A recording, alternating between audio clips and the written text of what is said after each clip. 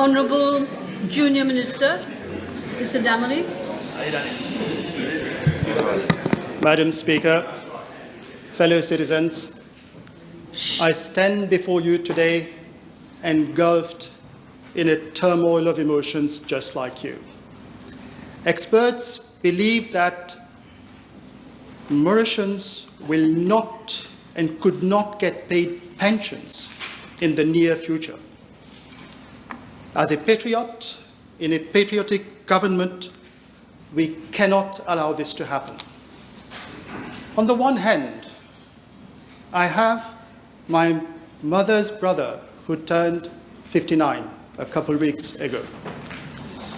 I know an elderly lady who has been working for 40 years. She's more than family, and she turns 60 in December. They are both deeply affected. On the other hand, I'm the Junior Minister of Finance, and day in and day out, I see the precarious state of the public finances. As a caring and responsible government, we have and will always be sensitive to the public's deeply rooted sentiments. The mind, the rational, say yes to the reforms, yet the inner self has a sense of unpreparedness. Madam Speaker, this battlefield of emotions has triggered deep reflections in me and compelled me in finding meaning in the noise. There is a reason why we do things. The why is innate. It's existential in our DNA, in our core, in our soul. The why directs how we do what we do. The speakers of this House have very diligently canvassed the how and the what of this budget. And in the time allocated to me, I will try to focus on the why of our budget. The why is protect generations. The how is bridge to the future and budget responsibility. The what, pension reforms and structural reforms. But before I proceed with our why, I would like, Madam Speaker, let's pause for a minute. Let's think. Let's try to decipher the why of the previous government and their budget ideologies so that we get a proper understanding of our budget. First, the State of the Economy document prepared by the civil servants under the supervision of the Financial Secretary shattered the money illusion into brutal reality. There was a lot of variance in the debt, the budget deficits, in the accounting of GBC reserves into primary surplus, into mixing gross international reserves with net international reserves. Let's go back to the why of the MSM. Question: were the generous handouts of the MSM driven by social concern, or were they politically calculated to consolidate power? Was there a deliberate method behind the populist measures, a hidden agenda to sedate public opinion, to create dependence, to manipulate the masses? Mauritians are not naive. We know there's no such thing as a free lunch.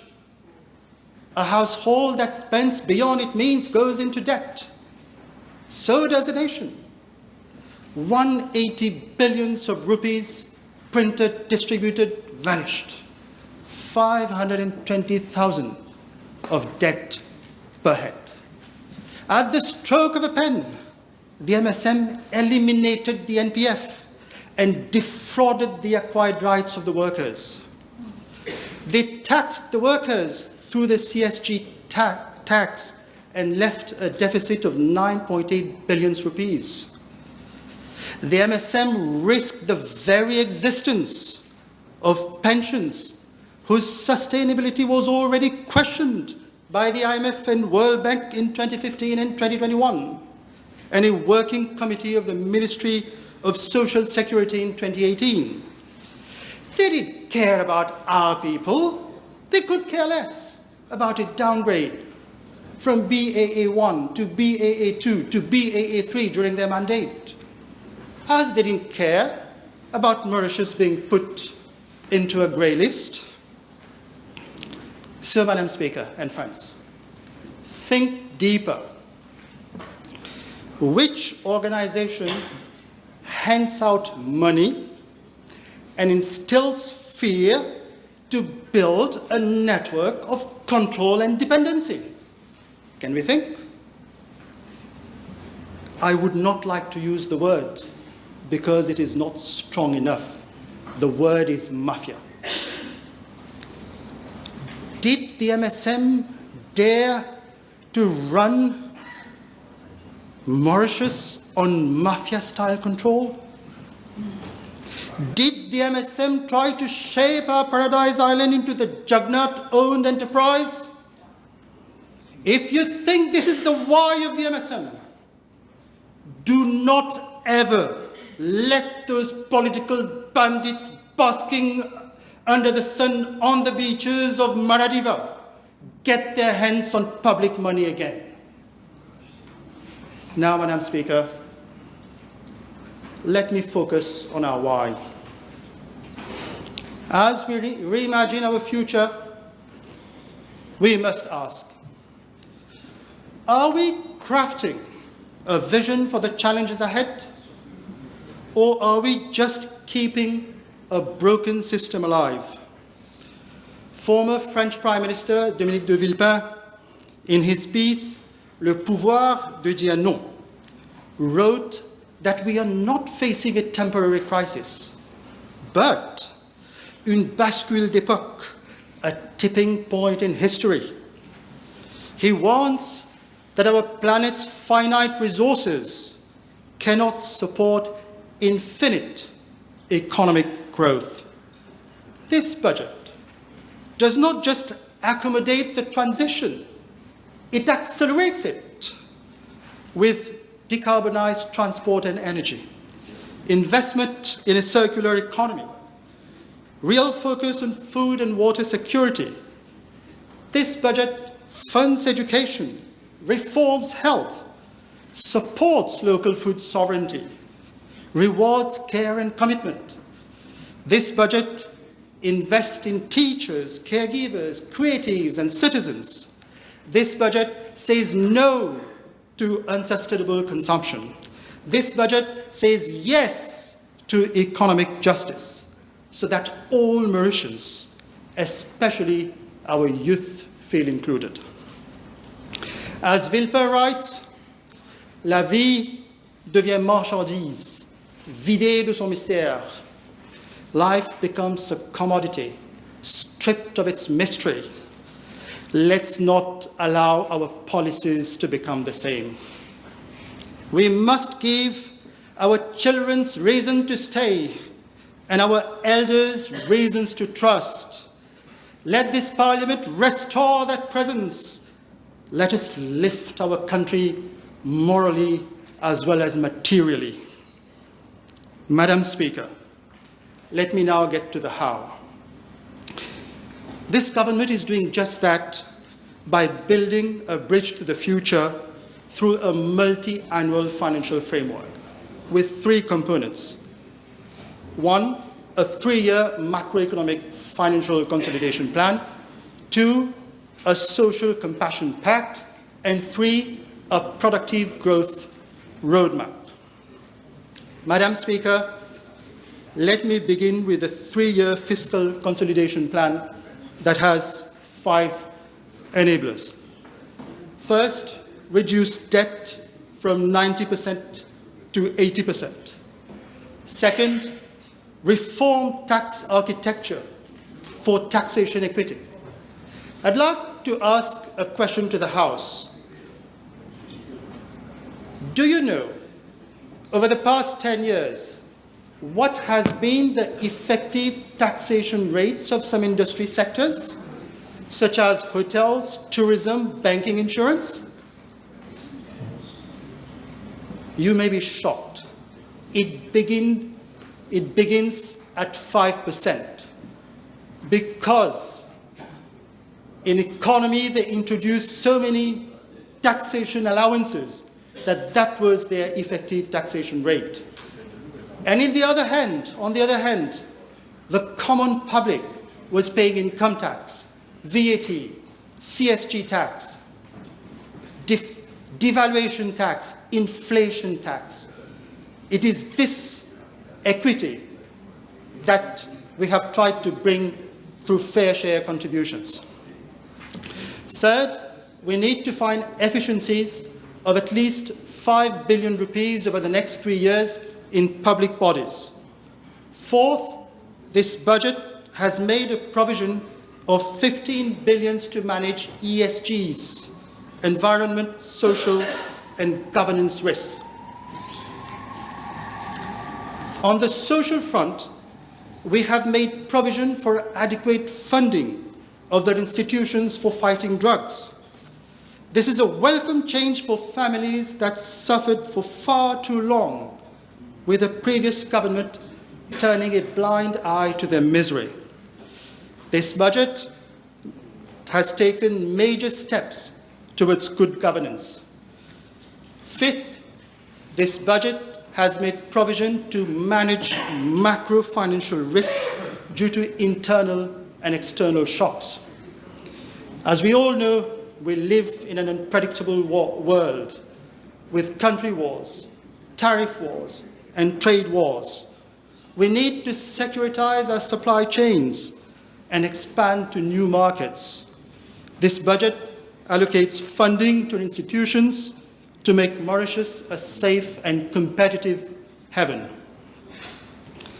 Madam Speaker, we chose not to increase VAT rates because our fiscal consolidation plan is rooted in social justice. We will return to a lighter tax policy in 2 to 3 years. Madam Speaker, allow me to delve into the second pillar of our multi-annual financial framework, social compassion, with the provisioning of 428 billion of rupees over 3 years on education, health, housing, and social security. Our workers-centric values of the Labour Party, MMM, REA, and Nouveau ensure that the financial sustainability and equity of our welfare state for next generations are protected. As such, pension reforms are necessary to ensure multi-generational pension sustainability. A commission of experts is called upon to propose a financially viable and ring-fenced NPF 2.0.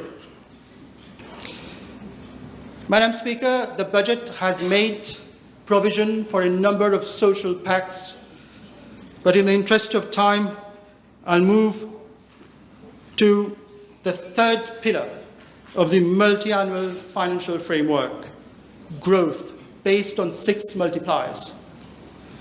1, structural economic reforms. For example, ease of doing business, external competitiveness, and labour market reforms. 2, port, airport, digital, financial, and diplomatic connectivity as force multipliers. 3, the resilience of existing contributing sectors, for example, construction, financial services, and tourism. 4, the recovery of stagnating sectors, for example, local production. 5, innovative Mauritius for new economic pillars such as digital, AI, green and blue industrialization, and agri-resilience. 6, the Future Fund as an investment catalyst. Madam Speaker, all these opportunities, we are bringing them to Mauritius so that our children stay in Mauritius and do not emigrate outside. And we are confident that the multi-annual financial framework will yield the macro-financial results in the next 2 to 3 years. Let us return to the why as I prepare to conclude. Allow me to share a vision. Picture a less young version of me walking along the Caribbean beach in 2050. And I see multi-generations of Mauritius with smiles in their face, children, the youth, women, parents, grandparents. I look at them, I smile and perhaps think, if only they knew how the 2025-2026 budget was a watershed moment. The Prime Minister and the Deputy Prime Minister-led government, in which I was Junior Minister of Finance, brought reforms of the century, the pension reforms and structural economic reforms. The two leaders tried to mend a broken social system. They dared to challenge the status quo. Think of Mahatma Gandhi, Nelson Mandela, Martin Luther King, and Sir Sagar Ramgoolam. They all have one thing in common. People, generations, enjoy the benefits of their decisions for decades, for centuries. On a personal note, both their directions and guidance are forging my character, courage, and conviction. Working with the Prime Minister and Deputy Prime Minister is a lifelong journey of learning. And like all the members of this government, I am deeply touched and inspired by a statement of the Prime Minister in a recent interview. I don't want anybody else to carry this burden, and I accept my fate of going through tough times again to build a bridge for the next generation. That's leadership. Prime Minister, Deputy Prime Minister, and members of the government, thank you for your support. I haven't finished. Madam Speaker, this is very important. I always finish with a call to action. So, Madam Speaker, in conclusion, allow me to make a call for national wisdom. In the words of Shri Narendra Modi, the Prime Minister of India, who captures the spirit of responsibility and renewal so beautifully, quote, "The country has such a government today which is devoting every moment of the time and every rupee of the people's money for the balanced development of the country.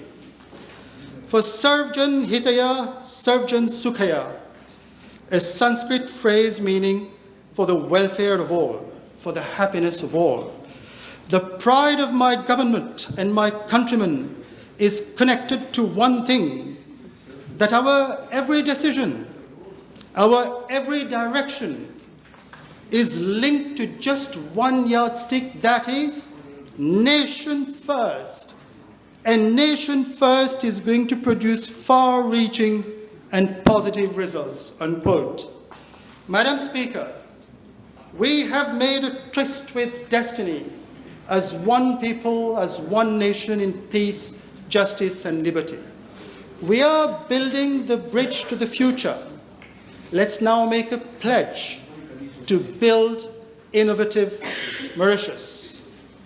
With this, I commend the bill to the House. Long live our motherland. Thank you.